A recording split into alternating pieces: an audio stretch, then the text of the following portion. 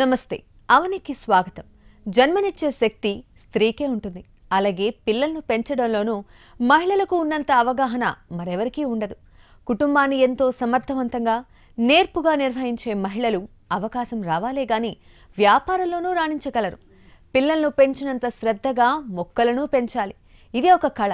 ఆ కళలో ఆరితేరి తమ వ్యాపారాన్ని ఖండాంతరాలకు వ్యాపింపచేసిన కొందరు ఔత్సాహిక మహిళలను ఇవాళ పరిచయం చేసుకుందాం. ఎవరో ఒకరిలో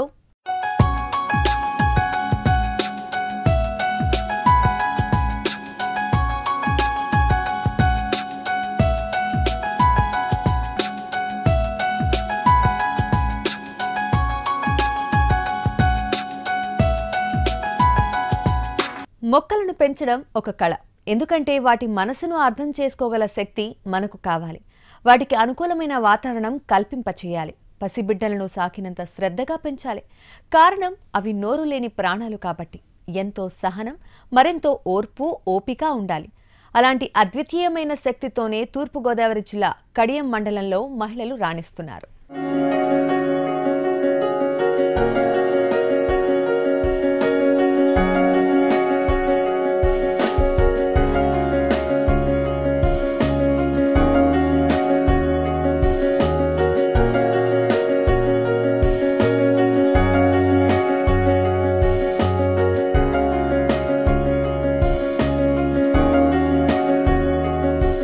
పూల అందాలను చూసారా? అందానికే అందమిచ్చేలా ఉన్నాయి కదూ. సృష్టిలోని అన్ని రంగులను కలగలుపుకొని ఎంత అమాయకంగా ఉన్నాయి కదూ. ఎంతో స్వచ్ఛంగా ఉన్న ఈ పుష్ప విలాసం వెనుక ఎందరో మహిళల శ్రమ దాగి ఉంది. ఇప్పుడు మీరు చూస్తున్నది తూర్పుగోదావరి జిల్లా కడియంలంక నర్సరీల అందాలు. వీటికి ఖండాంతర ఖ్యాతి ఉంది. దేశం నలుమూలల నుంచి లేదా విదేశాల నుంచి ఎవరైనా ఆంధ్రప్రదేశ్ వచ్చారంటే చాలు, టూరిజం స్పాట్లలో మొదట ఉండేది కడియపులంకే. ఎందుకంటే ఇది మొక్కల వనం.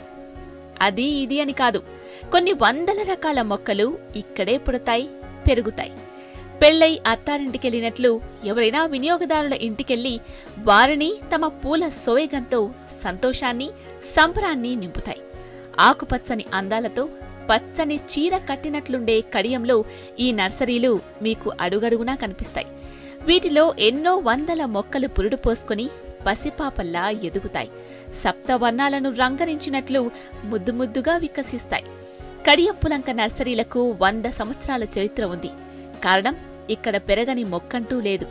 పూల మొక్కలు, క్రోటన్స్, పళ్ల మొక్కలు ఒకటేమిటి, ఎన్నో ఇక్కడ దొరుకుతాయి.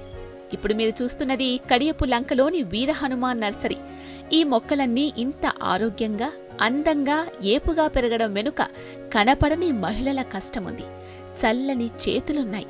సంసార భారాన్ని అలవోకగా మోసే ఈ చేతులే నర్సరీలో మొక్కలను లాలిస్తాయి, కన్నబిడ్డల్లా చూసుకుంటాయి, ఎంతో ఆప్యాయతతో పెంచుతాయి.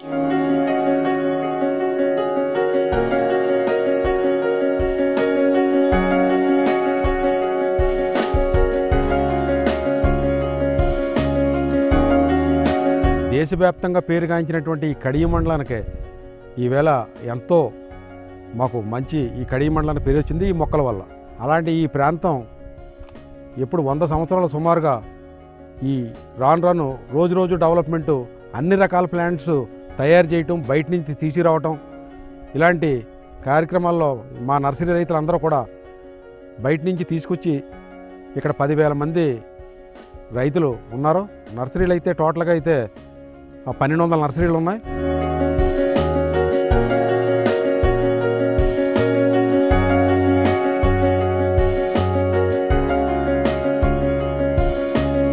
ఇంత అందంగా ఉన్న ఈ నర్సరీ నిర్వహణ కొందరు మహిళలు చేయడం ఇక్కడి ప్రత్యేకత.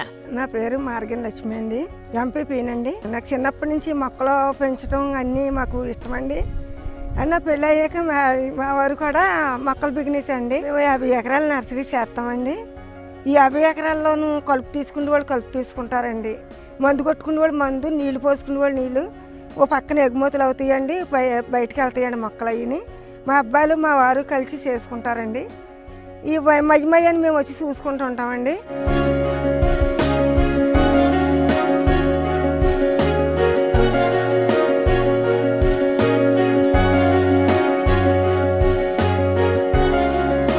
ఆవిడ సపోర్ట్గా మేము కూడా ఉండి ఏంటి ఈ నర్సరీకి కావాల్సిన మెటీరియల్ కానీ బయట బిజినెస్ కానీ ఎక్కడికైనా వెళ్ళి ప్లాంట్స్ కానీ కొన్ని రకాలు తేవడం కానీ ఆవిడకి మేము కూడా ఇవన్నీ ఇవ్వడం జరుగుతుంది. అలాగే ఆవిడ ఇక్కడ ఈ లేబర్తో పని చేయించడం కానీ ఇంకా ఏదైనా ఈ నర్సరీకి సంబంధించిందన్నీ కూడా ఆవిడ ఫస్ట్ నుంచి ఇంట్రెస్ట్ ఉంది కాబట్టి ఆవిడ ఈ నర్సరీల మీద ఆవిడ చూసుకుంటారు.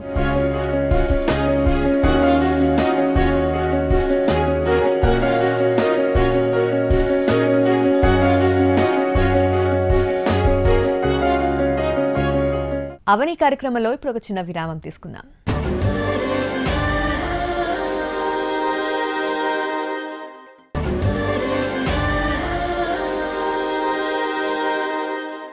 అవని కార్యక్రమానికి తిరిగి స్వాగతం.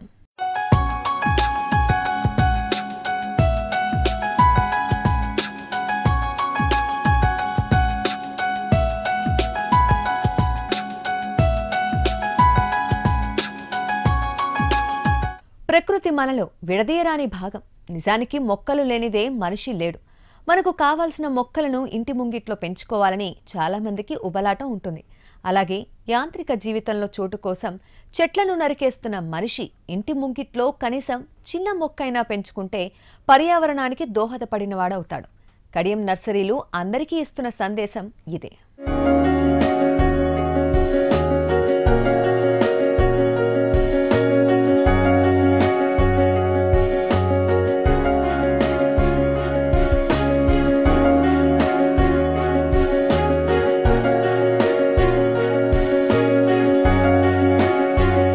ప్రకృతికి మనసుకి అవినాభావ సంబంధం ఉంది.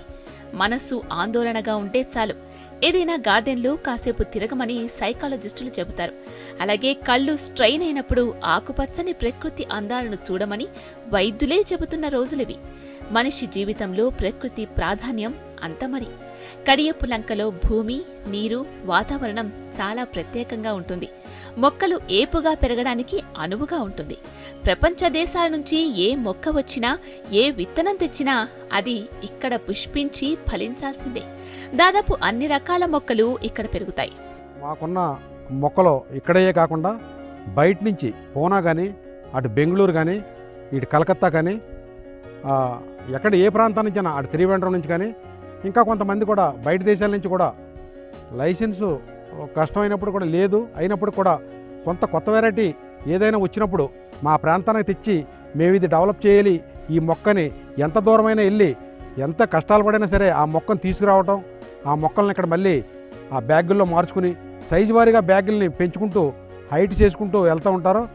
ఇలాంటి వ్యక్తిగతంగా ప్రతి నర్సరీ కూడా రైతు కూడా వ్యక్తిగత కృషి చేసి ఈ నర్సరీల్ని అభివృద్ధి చేశారు అందరూ కూడా ఈ కడియం మండలంలో. వీర హనుమాన్ నర్సరీ విజయం వెనుక ఇదిగో ఈ మహిళదే ప్రధాన భూమిక.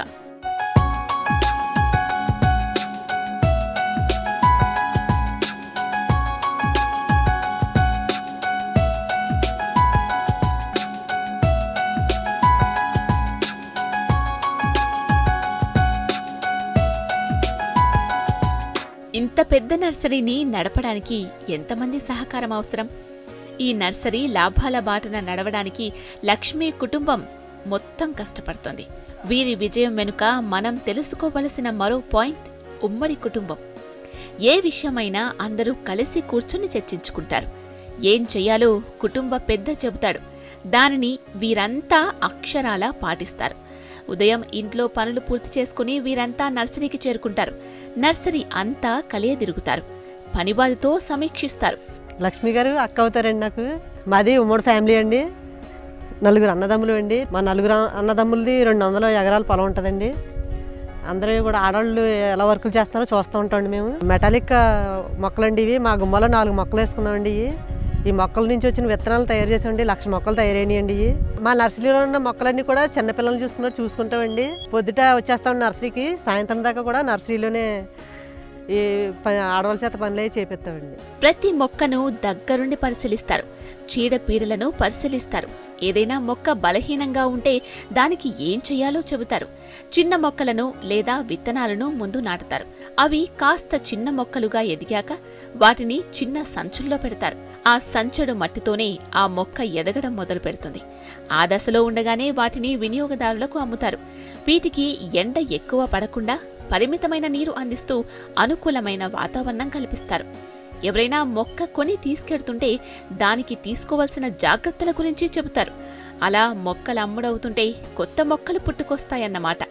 వినియోగదారులెవరూ తీసుకోకపోతే ఆ సంచుల్లోనే పెరిగే మొక్కలను ఎప్పటికప్పుడు చూసుకోవాలి.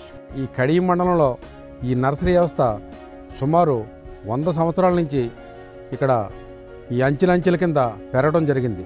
ఇక్కడ ఉన్న వాతావరణాన్ని బట్టి మొక్కల పెరుగుదల అనేది గ్రోత్ బాగా వస్తుంది. కాబట్టి మేము కొన్ని ఏరియాల నుంచి కొన్ని రకాల మొక్కలు మేము తీసుకురావడం జరుగుతుంది.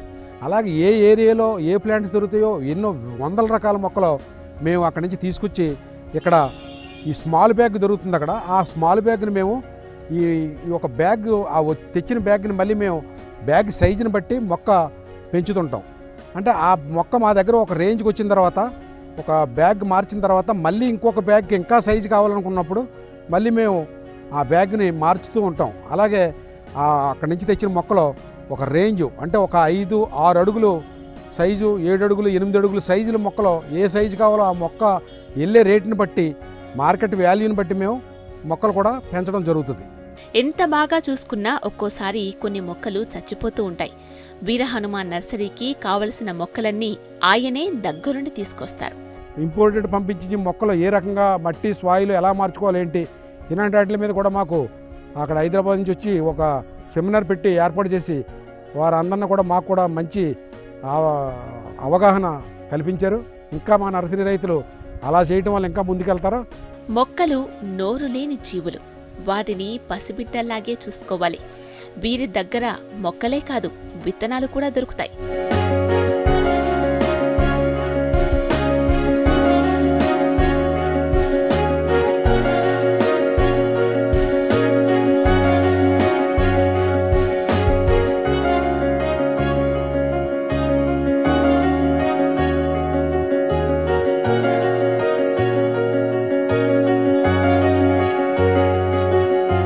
అవనీ కార్యక్రమంలో మరో చిన్న విరామం.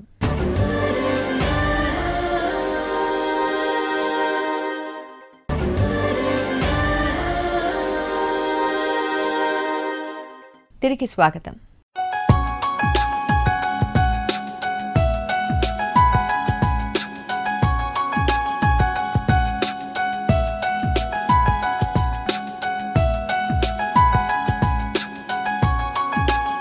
కడియపులంక నర్సరీలు ఇంత లాభదాయకంగా మారడం వెనక కనపడని ఆడకూలీల కష్టం ఉంది. వ్యాపార నిర్వహణ చేసేది మగవారే అయినా దుక్కి దున్ని విత్తి నారు పోసి మొక్కలను పెంచేది ఆడవారే. ఎందుకంటే బిడ్డను పెంచినట్లే మొక్కలను పెంచగల శక్తి వారి దగ్గరుంది. మరి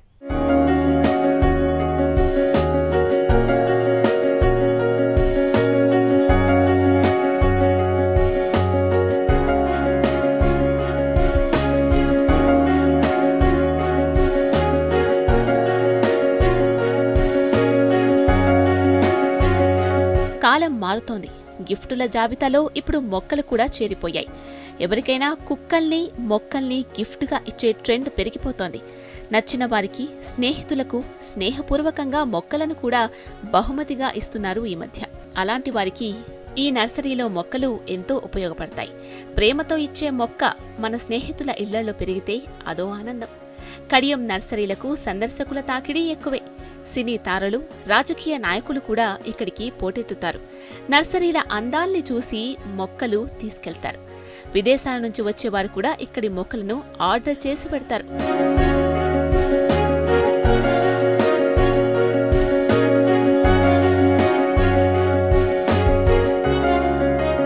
కడిపిలంక మొక్కలంటే జనాలకి చాలా ఇష్టమండి. నాయకులు, మామూలు సినిమా యాక్టర్లు, పవన్ కళ్యాణ్ బయట దేశాల నుంచి కూడా వచ్చి చాలా సరదాగా తిరిగి వెళ్తారండి.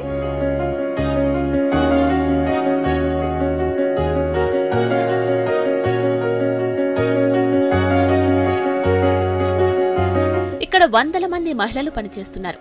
నార్లు వేయడం దగ్గర నుంచి చిన్న మొక్కలుగా ఎదిగాక వాటిని సంచుల్లోకి మార్చే వరకు ఎందరో ఆడకూలీల కష్టం మనకు కనిపిస్తుంది. నారుమళ్లలో వంచిన నడుం ఎత్తకుండా వీరు పనిచేస్తూ ఉంటారు. నర్సరీలకు ప్రసిద్ధి పొందిన కడియం సందర్శనకు వచ్చిన ముఖ్యమంత్రి కూడా వీటి అందాలకు పులకించిపోయారు. ఈ వ్యాపారాన్ని మరింత అభివృద్ధి చేయాలని, ఖండాంతర వ్యాప్తి చెందేలా చర్యలు తీసుకోవాలని కోరారు. కొన్ని ప్రోత్సాహకాలు కూడా ప్రకటించారు. ఉభయ గోదావరి జిల్లాల్లో ఎక్కడ ఏ చిన్న కార్యక్రమం జరిగినా అక్కడ కడియం నర్సరీల స్టాల్స్ కనిపిస్తూ ఉంటాయి.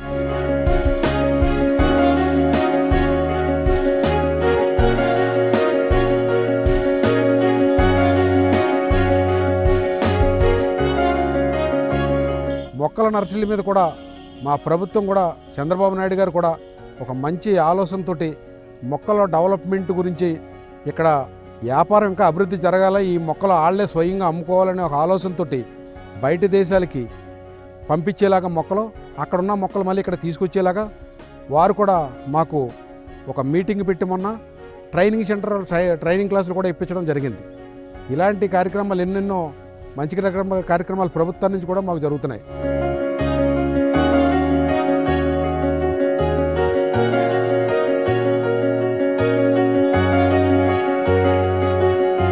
పెద్దగా చదువుకొని లక్ష్మికి మొక్కల పెంపకంపై మాత్రం చాలా పట్టుంది.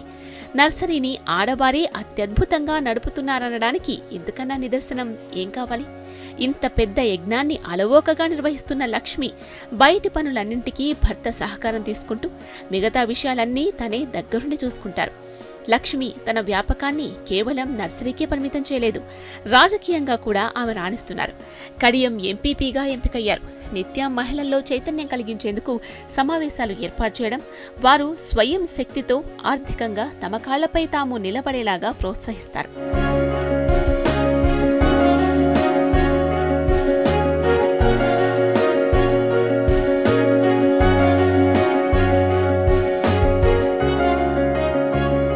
పూర్వకాలంలో ఇక్కడ అసలు పనులు ఉండేవి కదండి.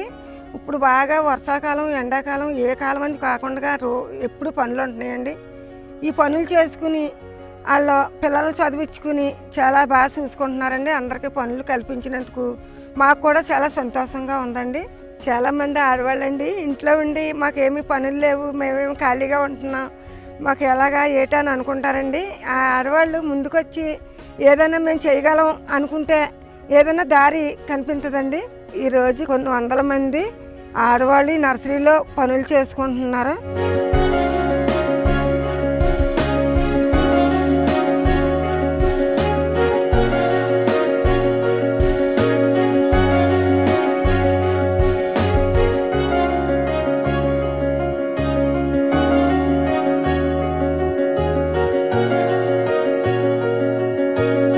దేశవ్యాప్తంగా పేరు మాకు వచ్చిన ఈ నర్సరీలకి ఇక్కడ లోకల్గా కూడా ఇక్కడ మాకు ఒక అసోసియేషన్ పెట్టాం, సరదార్ కాటన్ నర్సరీ అసోసియేషన్ అని.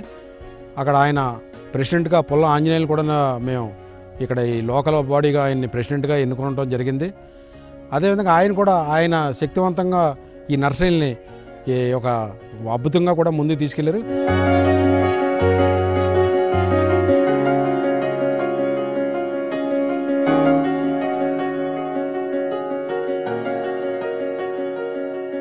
తాను ఎదుగుతూ నలుగురికి ఆదర్శప్రాయంగా నిలుస్తున్న లక్ష్మిని చూసి మనం నేర్చుకోవాల్సింది ఎంతో ఉంది. చదువు లేదని దిగులు వద్దు, నలుగురిలోనూ తిరగలేమన్న బెంగవద్దు. మొక్కల పెంపకం కూడా ఒక వ్యాపకమే. కాస్త మనసు పెట్టి చేయాలే కానీ ఆర్థికంగా నిలదొక్కుకోవడానికి అది మార్గంగానే ఉపయోగపడుతుంది మరి.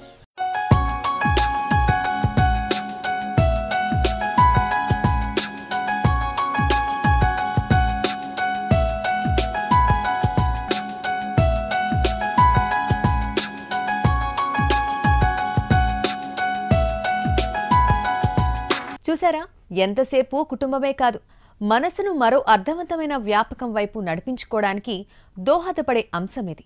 ఇంటిని ఒంటి చేత్తో నడిపే మహిళలు పర్యావరణానికి నడుం బిగించమని చెబుతున్న సందేశం ఇది. తమ తమ ఇళ్లలోనూ కాస్త చోటు కల్పించి మొక్కలను పెంచుకోవాలంటూ స్ఫూర్తినిస్తోంది కదూ. అంతేకాదు, ఆర్థిక శక్తి ఉంటే నర్సరీని ఉపాధి మార్గంగా ఎంచుకోమని ఆత్మవిశ్వాసంతో ఎదుగుతున్న ఆ మొక్కలే సందేశాన్నిస్తున్నాయి కదూ. ఇవాల్టి అవని మీకు నచ్చిందని ఆశిస్తూ మరో ఎపిసోడ్లో మళ్ళీ కలుద్దాం.